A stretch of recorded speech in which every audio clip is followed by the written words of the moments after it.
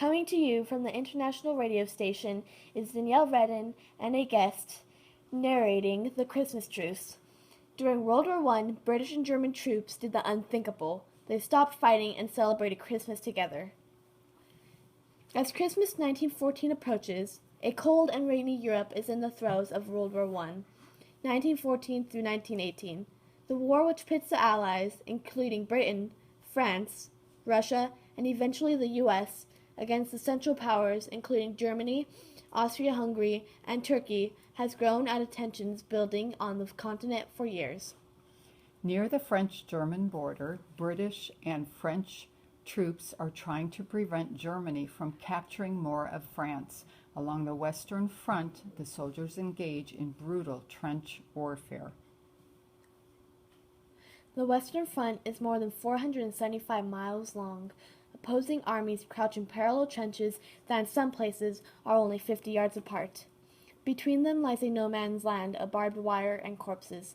From the trenches, the soldiers try to fire on the enemy. In one of the muddy trenches, exhausted British soldiers sit and await orders. I'm so tired of the mud. It's been raining for weeks, and we've been stuck down here forever.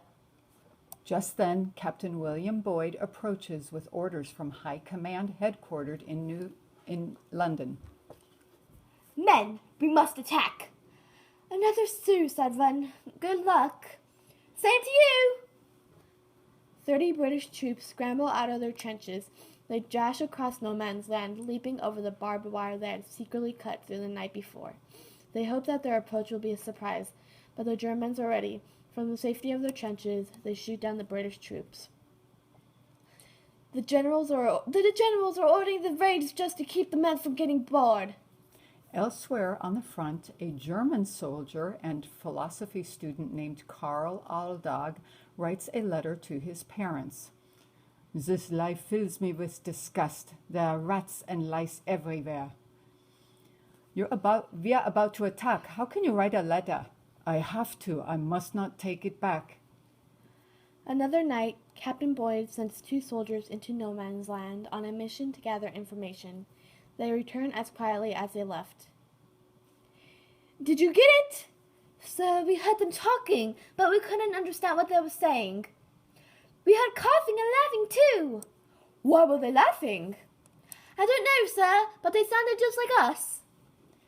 Meanwhile, on the German side, do you hear that? Hear what? The British are singing hymns. How beautiful. You're too sentimental. This is war. You can find beauty in war if you pay attention. As Christmas nears, men all around the Western Front reach out to the enemy in different ways. But at British headquarters, General Horace Smith Dorrien is not happy. He issues new orders for the troops. If our men don't see the Germans as enemies, all is lost. Fraternization is officially prohibited. Elsewhere along the front, a German captain is just as unhappy with his soldiers' friendly behavior. This is dangerous. We can't win if we turn our enemies into friends. Maybe they were never our enemies in the first place. The High Command on each side orders attacks leading up to Christmas. Thousands of men are killed or wounded. But days before the holiday, soldiers get gift boxes from home. Many German troops receive small pine trees with candles. On Christmas Eve, it snows. The muddy ground freezes, making it easier for the men to move about in their trenches. Then Captain Boyd receives another order from High Command. Men, the enemy may be planning a Christmas attack. Captain, look! German soldiers are standing in no man's land with lighted Christmas trees. They sing Silent Night in German. It's amazing! The British watch the Germans in awe. Maybe a Christmas ceasefire is a good idea after all. Captain Boyd ventures into no man's land. Behind him, his men sing Silent Night in English. Similar incidents are happening elsewhere along the front. This angers Captain Binding. We cannot have German soldiers singing with the British. Men at war should not celebrate Christmas together. On Christmas morning, the men on the front awakened to silence. No planes, machine gun fire, or explosions. They heard birds for the first time in months. On the German side, Aldog stands and looks across no man's land. What do you see? A sign. It says, Merry Christmas. Should we write back? I have a better idea. The soldier grabs his gift and walks slowly into no man's land. A British soldier joins him. They exchange presents and shake hands, communicating as best they can. Ceasefires take place all along the Western Front, and men from opposing sides offer each other holiday greetings. But the sight of enemies making peace enrages Captain Binding.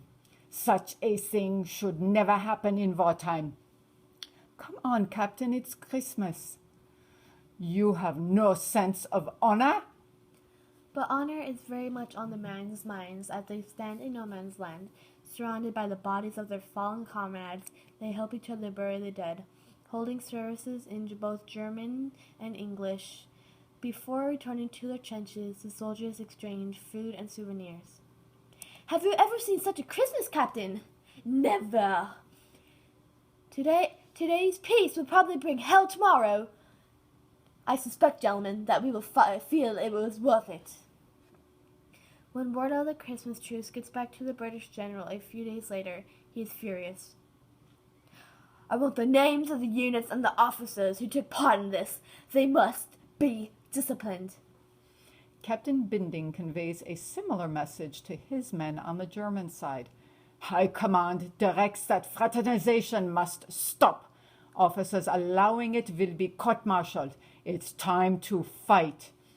Sir, they are good men. We can't shoot them. If you won't shoot the enemy, the officers will shoot you. The British soldiers also struggle with their orders. I won't shoot at them. How can I?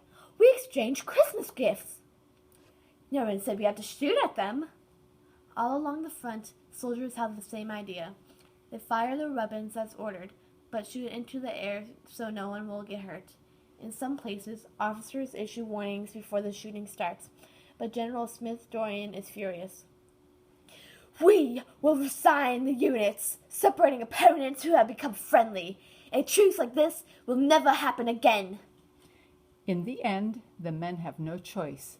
As they're forced back into battle, peace and goodwill are once again things of the past. By the time the war ended in 1918, little ground had been gained. The front lines were remarkably similar to those that had existed in 1914. But nearly 9 million soldiers, including about 117,000 Americans, and 6 million civilians had died in the conflict. About 100,000 people along the Western Front were believed to have taken part in the Christmas truce of 1914. Today, the actions of those men serve as a powerful reminder that even in war, enemies can put down their weapons and extend a hand in peace. Written by Louise Rosette.